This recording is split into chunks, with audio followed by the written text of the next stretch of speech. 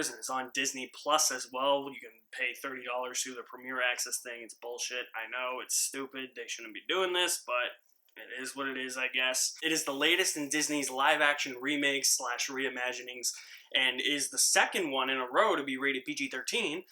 So Disney's really going there in terms of how intense or how dark they're going to get with these live-action remakes. Cruella is set in 1970s London against the backdrop of the punk rock revolution and follows a young grifter named Estella, a clever and creative girl determined to make a name for herself with her designs. She befriends a pair of young thieves who appreciate her appetite for mischief, and together they're able to build a life for themselves on the London streets. One day, Estella meets the Baroness von Hellman, who catches her eye for her fashion, and she ends up being a fashion legend who is devastatingly chic and terrifyingly out. But the relationship sets in motion a course of events and revelations that will cause Estella to embrace her wicked side and become the raucous, fashionable, and revenge-bent Cruella de Vil. So essentially, this is a Cruella de Vil origin story. If you've seen 101 Dalmatians, you know how iconic of a villain Cruella de Vil is. So let's talk about Cruella. Now, there's no shame in saying that there are a lot of people, I would say the vast majority of audiences,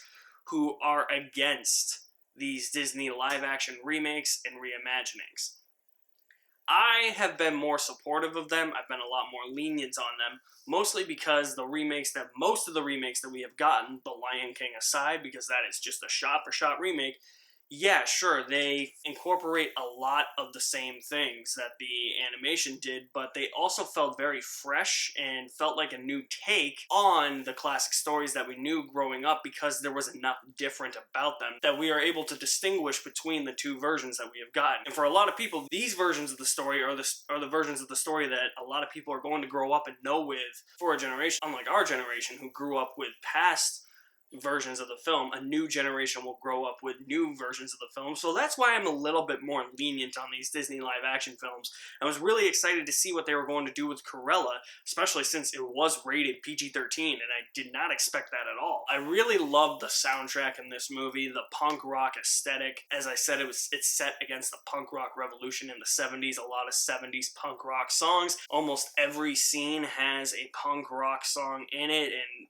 I was singing along to a lot of these songs, and I felt that they fit the moments of the movie that they were incorporated into. I like singing along to that soundtrack. Both the Emmas in this movie, Emma Stone as Cruella and Emma Thompson as Baroness von Hellman, really, really good. They were able to feed off each other really well. When they took it to the campy level, they really went to the campy level. And let's talk about the camp level for a minute, because that's honestly what makes this movie really fun for me, is that it's campy. It knows exactly what it is. When it has to get serious, it has to get serious. And when it gets dark, and I mean dark, there are some dark moments in here for a Disney movie. Like, damn, people steal stuff, they commit murder, dogs kill people. There's a part where Cruella is drunk. Yeah, you know, the things Disney doesn't really emphasize in their movies. I think everybody thinks that the main rules of Disney movies are no swearing, no sex, and no drinking.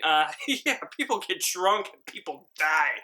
I'll say that. So yeah, it knows how to get serious, and I think it really, in its darker moments, really does a good job at getting through the audience to portray those darker moments. I mean, part of the reason this is rated PG-13 is thematic elements. There are mature themes in this movie, for sure, but it's also not afraid to have some fun. And when it does get a bit campy, that's when I was really having fun with Cruella. I'm not going to say that the two tones clash, because I think it was a perfect balance between the two.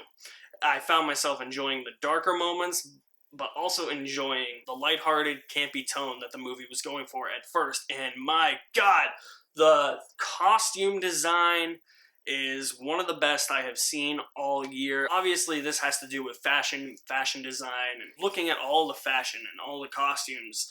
It was really interesting to see all the different types of costumes that they were going to make in this, and just the aesthetic too. Again, set against that punk rock revolution, you got the sense of early on in the movie that, yeah, this is like a punk rock movie. I felt like I was watching a music video for a punk rock band in like the 70s. Like, I felt like I was watching like a music video for the Ramones.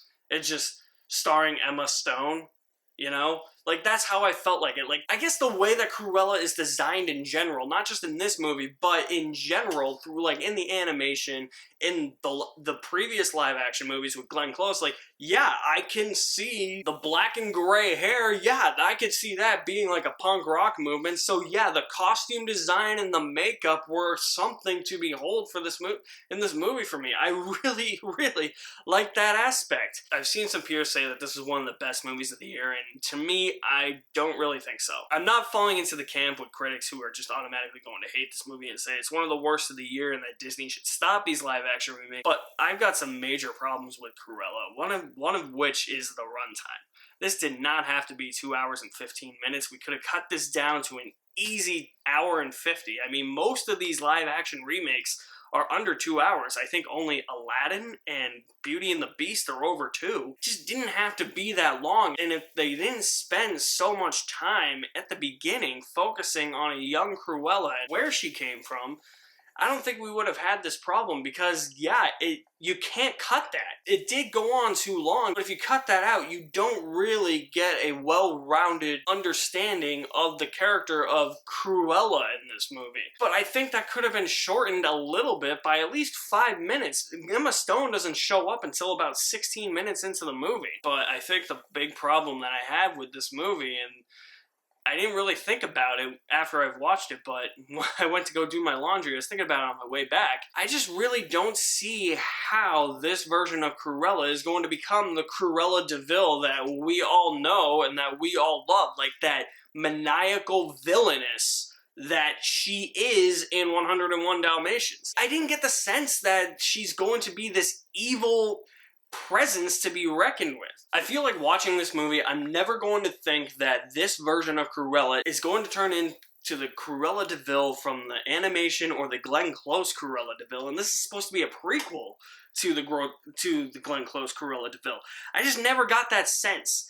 I felt like they never took it to that level where Cruella de Vil was inherently evil. Yeah, she might be a bit of a psychopath. There was just an extra element that was missing. And while the movie gets dark at times, I think they could have taken the character of Cruella to darker places that haven't been explored in the animation and in the previous live action 101 Dalmatians films that we haven't seen. I think that would have given us a better understanding of why Cruella de Vil is Cruella de Vil. Her backstory here makes complete sense to me.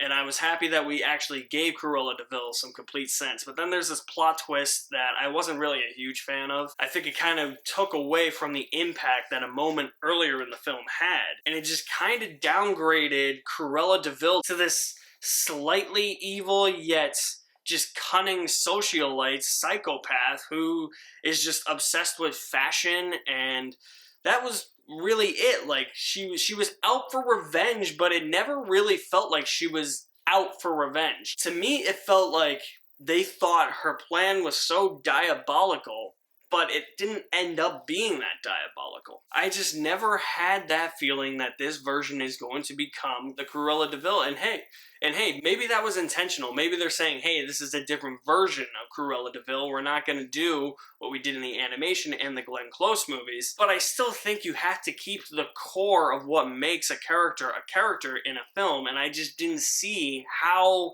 that was going to stay intact with this version of Cruella. Mark Strong is also in the movie, and let me just say, he does nothing. Why was he in this movie? Poor Mark Strong. He seems to just be like he just seems to be the random bald guy in movies now, where it's just like, yeah, hey, I'm here, come check me out. I definitely still would recommend Cruella, though. I think that there's a lot more to like about it than there is to dislike. I just think they could have went further with the character of Cruella. I understand everything that happens with her backstory and how she becomes so obsessed with fashion and everything that makes this version of the character, but if we're trying to make her the Cruella de Vil that we all know, it needed to go a little bit further for me, and where they ended up just wasn't enough. But like I said, it has entertaining moments, it's got some great production value. Definitely check it out. Check it out in theaters if you don't want to pay the $30 on Disney Plus like I did. I definitely think it's worth watching. It's not my favorite of the live action remakes or reimaginings. I think it could have been a little bit better. I will say you will at least enjoy Cruella with 3/4 worth of a bucket of popcorn. Alright guys, so that's my review on Cruella. What did you think of Cruella? Drop me some feedback in the comments section below. I'll leave my link to my website in the description below as well. You guys are the best. Thank you for watching. My name is Alex Madden, and I'll see you at the movies somewhere.